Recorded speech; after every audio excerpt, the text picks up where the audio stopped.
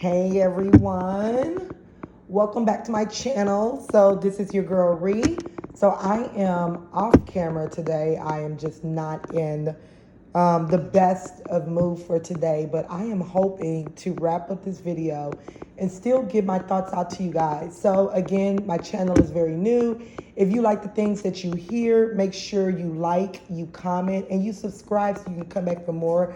I'm usually into doing reviews and also recaps of, social events and, celebrity BS. But today we're going to do a review over Married at First Sight, episodes 1 through 7. So I'm just going to wrap up the first 7 episodes for this season. And I'm just going to go off of each couple. So we're going to go through the ones that were just least exciting to the one that was exciting, right? So let's go through Steve and Noi. I hope that's how I say her name. So Noi gives me, this season so far, Noi gives me very much of fairy tale in a way, like very much like dreamy, not realistic. Like she gives me Rachel from the Houston season, where she was saying, "Oh, I'm in love with him," and then, the next moment it was, "I don't think I'm no longer in love with him anymore." So it's like one of those like hopeless romantics, fall easily for the person.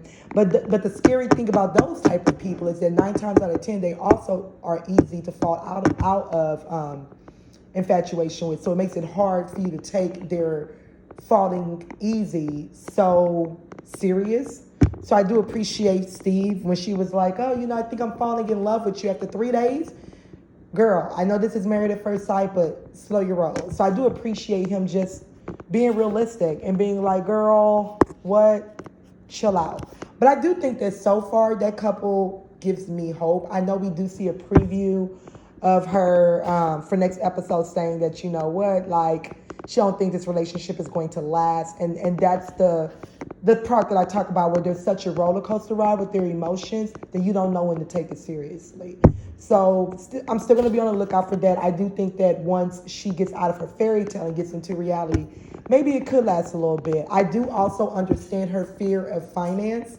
And so his go with the flow, let me just go backpacking and, through, the West Coast or the East Coast, for example, or the nation, honestly. I would probably be a little bit hesitant with that as well, because I'm with her where when you come from humble beginnings, you want stability.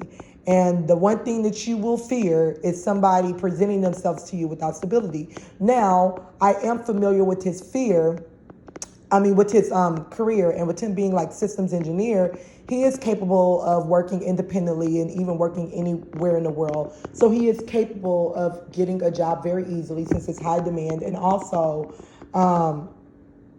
being able to work from anywhere in the world. So I do get that part as well, where it's like, okay, let's relax with that. But however, I do feel like he should have started with the job, at least before this process began, and not on some hopes that, just trust me that my career, we're high demand, I'll be fine.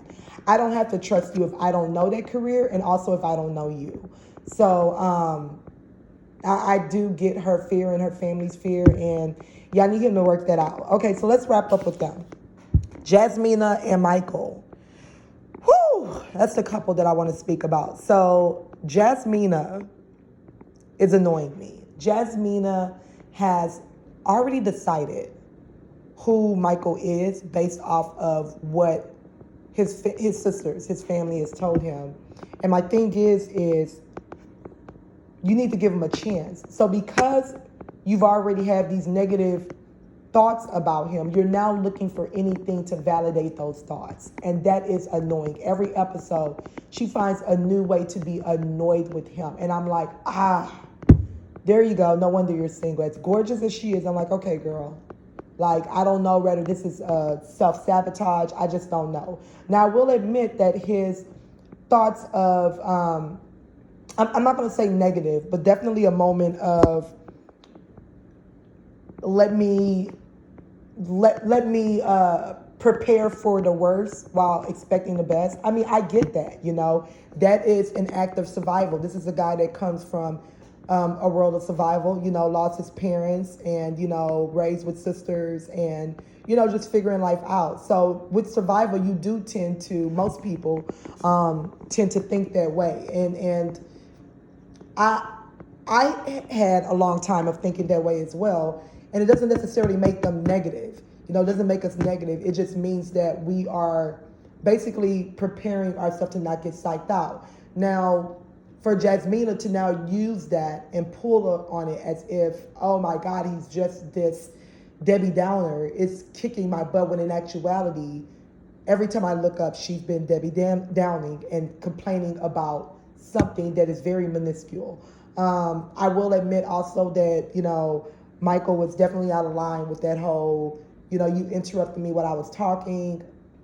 First off, not a big deal even if she did interrupt you.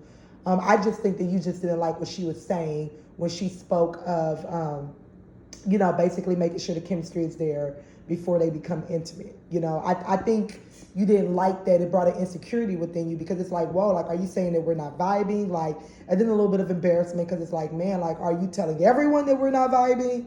So I think you were more, he could have been more upset with what she was saying and not necessarily her interrupting him. Because if she would have interrupted him and said, oh yeah, I can't wait for us to do it, this, that, and the third, this wouldn't be an issue. But because of the words that she said, all of a sudden, I'm just not a fan of that. And that's basically how he behaved. So that would have annoyed me as well.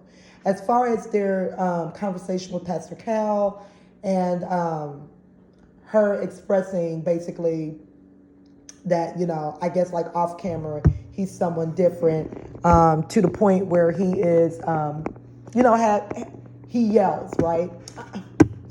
I don't know. I think that is, I don't know, because once again, she's like, oh, well, he told me like that, he does have this temper of this and that. Like you're now trying to use these things that you've heard against him, right? Do I think that he's like started off yelling with her? I don't know. I don't know if I would say that. I don't know if I would believe that right off bat. For me, I would need to see that.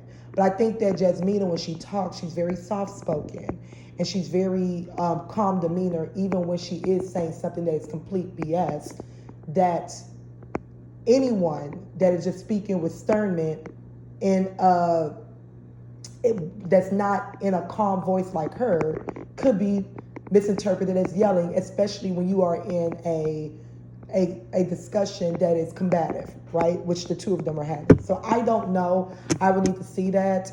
But based on what we're seeing on camera, to me, it looked like she just looks for things to find wrong with him. And it's very annoying. I do not see that couple making it. I'm going to be honest, because I think if they make it to decision day, I don't think it will last past a year afterwards. Like, like the ones that make it to decision day and then like afterwards by the reunion, they're broken up. I'm maybe something like that. I don't know.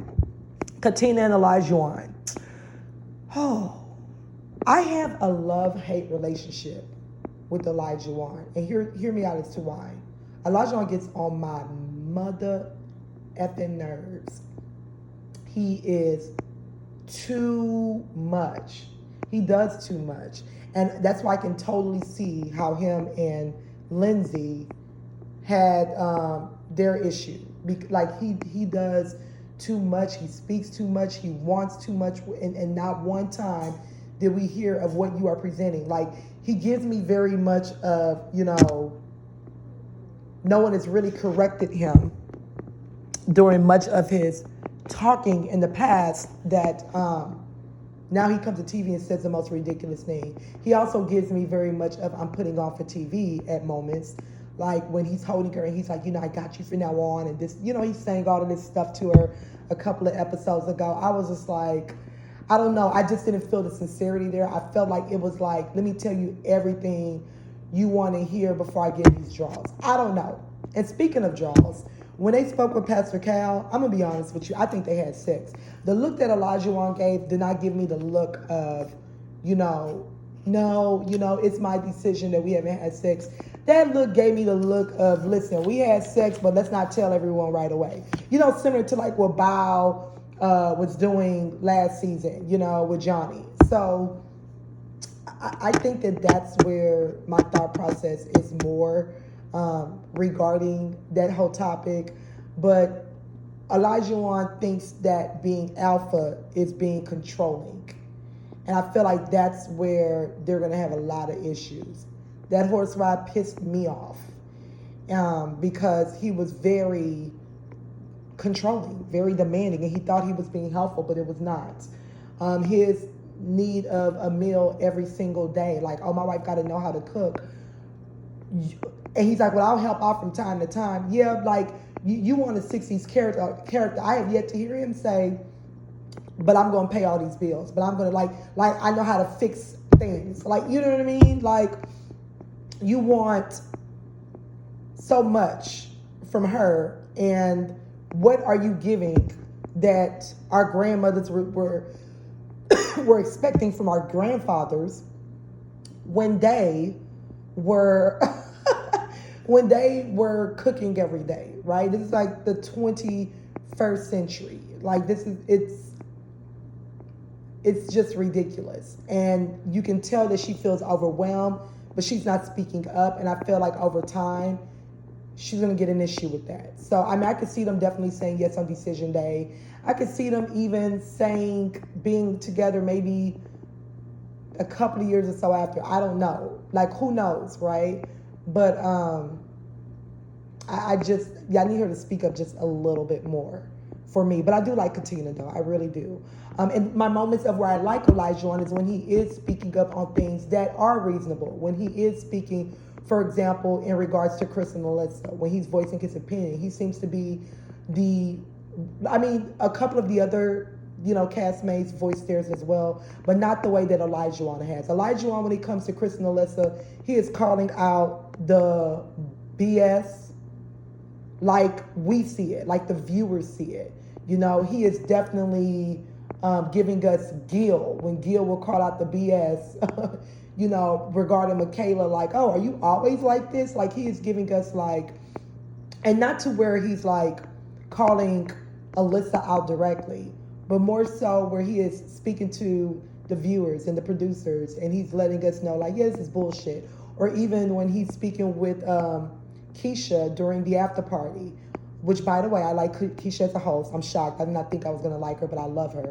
But let me say I love her as a, like, I didn't think I was going to like her as a host, but I love her, So he does a good job with that, and that I do appreciate him for, because he does recognize the BS. Okay, so let's move on. Lindsay and Mark. Another person who is too much. Lindsay is too much. And Lindsay has that personality that either, like, I feel like there's no in between for the most part, right? Well, maybe there's an in between. I feel like Jasmine is very indifferent to her. I feel like also now it's very indifferent to her as well. But Lindsay has that personality to where you're going to want her to turn it off sometimes, and she does not know how. I think that Lindsay, so far what I've seen, she gives me very much open. She gives me very much of someone with a good heart, someone that is very empathetic based off of her own matters. I do feel like Lindsay needs therapy. Let's be real. I think everyone, honestly, I think the world needs therapy, but that's another conversation. But Lindsay needs therapy. I do definitely see that. But I think she's great overall. She's just as too much. She is too much. She is too much. She is too much. But it can be annoying, right? I could see a lot of people being annoyed with Lindsay, right? Lindsay's personality was what, some people were like during their youth. Lindsay's in her 30s with that. It's very annoying. Mark gives me that he liked Lindsay at first, but Mark gives me someone that is more about public perception. And I feel like, yes, she's too much, but he still liked her. right? At first, right? You liked her enough to where you were laying down with her all the time, but Mark is public perception. I feel like the moment that incident with Elijah happened, it was like, I don't know if I want a wife that people are going to dislike, right? Like, I don't know if I want a wife that, I can't bring around my friends and family. You know what I mean? And I get that to an extent. Well, not the public perception part, but I do get the fact of you do want someone that you're not having to constantly defend. And Lindsay gives me that person that you will constantly have to defend. But she definitely gives me the nurturer. She definitely gives me the mama bear. She definitely gives me, that girlfriend at the restaurant where the husband's, the boyfriend's meal came out incorrect. And, you're the one that's raising your head like, you got my man food wrong. Send this back. Because he's shy. He don't want to do it. Lindsay gives me that. But I think that when she tones it down, she'll be okay. I think that Mark, I think he dived in head first. And because, like you're having sex, you're enjoying the company, probably was a long time before he got some. But now he's realizing like, damn, like maybe I should have held off a little bit. Well, you should have. Now, in the after party, Lindsay says that they had sex many times that day. Mark says she's lying. I'm more prone to believe Lindsay in that matter. I do believe that they probably was getting, the romp and things like that. As far as the bed bugs go, like I have a hard time believing that Mark, those bed bugs just came after you filmed this show. Like Mark, that place looked like a pigsty beforehand. Like Mark was living in some bullshit beforehand, and be glad that Lindsay was even like, you know what, let me help you with this. Even though, you kept trying to find something wrong with, oh no, like she's doing that wrong, she's doing this. Granted, but just get it over with and just say, you know what, I don't want to be with her. Like, just say that, right? I think you don't want to look like the bad guy because you already was knocking her down, like sleeping with her, so to speak. But you're wasting all of our time, and you're wasting her time, and I get her frustration in a way, especially if you keep laying down with her. And you're acting like, oh, I'm not pulling back, when in actuality you are. And you have every right to pull back. It's, like you're human, but stop wasting her time as well. But again, back to that bed bug situation, she's better than me. You're not taking any of those things over to my crib without washing, steaming, like everything, new containers, like we going through each pages of books to make sure ain't nothing like you're not coming to my crib with all of that stuff first. So then now my crib mess around with some bed bugs. I'll be damned. Okay, absolutely not. So yeah, I do think that Lindsay needs to tone it down some. She is too much, even in the after party. She's too much. She is too much, and it can be overwhelming at times. So it's like, yikes. So there's that. Now to the meat and the potatoes. Alyssa and Chris. Kudos to Chris. I hope that Chris sees this. I don't know if he ever will, but if you do, kudos to you. Alyssa there is something off with that girl, like mentally off. I blame her family. I blame her friends. But there is something off with her. Alyssa clearly did not, I want the experts to just do a better job at vetting these people. Alyssa clearly did not come here with the right intentions. You guys were married at first sight. Anyone who is picky has no business doing married at first sight. You cannot be picky and agree to marry a complete stranger. I'm a picky person. I refuse to marry a complete stranger. Like, it's reason why I'm not married. You know what I mean? Like, you just can't seem to do that. It's purely insane of Alyssa. And so then you see Chris, you immediately didn't like him, and now you are gaslighting everywhere we turn. And you are like, you don't want him to say anything. And then when he says something, oh, he's driving you crazy. Like, it's such strong gaslight attempts that it drives me crazy, and no human being deserves that. Even if you are not attracted to him, you don't treat somebody like crap. And the fact that you think that you're not treating him like crap, when everyone is seeing you treat him like crap, is beyond me. Then you're just like, well, I want to stick around on the show so I can be with the girls. This is not friendship at first sight. This is married at first sight. All of those girls are going to be with their husbands, getting to know their husbands and not trying to know you unless if it is in a group setting with their husbands accompanying them. So to think that, well, I still want to be for the girls. Girl, no. You want to be on this show because just as we figured, you are a social media person and you are attempting to grow your account, which honestly I think that's what Elijah is doing as well, but whatever. You're growing your account. You are attempting to just build your followers and to build your social media presence. That is all this is about.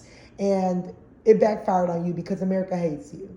Okay? Like, you are horrible, beyond horrible. And I'm so glad that Crystal's not like, well, if there's a 1% chance, because she thought that she was going to will them in by saying, hey, I'm willing to give this a chance. Girl, bye.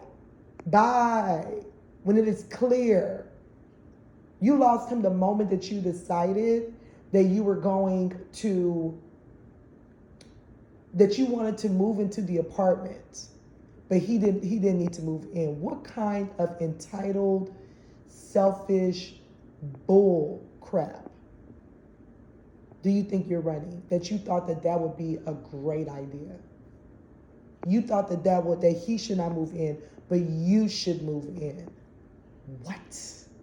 You've lost your everlasting mind. And so I feel like at that moment is when he realized there's no 1% here. You're definitely not here for me. You are not here for me. You're not even here for these girls. You're here for these cameras. And you are not going to do that with my time being wasted. I am so glad. I think that's like the first in history. Is that? I think where, he literally did decision day that day and not waited until the day of. He's like, nope, like the end of it, I wish you well, and sent her home packing. What a disgusting, despicable person. And I'm a good person. No one who's a good person constantly has to say that. She's just a deplorable soul. And I'm so glad that he got rid of her and that we don't have to deal with her BS ever again until reunion. So kudos. Okay, so that is my review. That's all. This video went a little bit long because I was wrapping up episodes 1 through 7. So hopefully with future videos, I can wrap this up in 10 minutes. But thank you guys for clicking on this and for watching it. And again, like, comment, and subscribe, and come back for more. Okay, bye.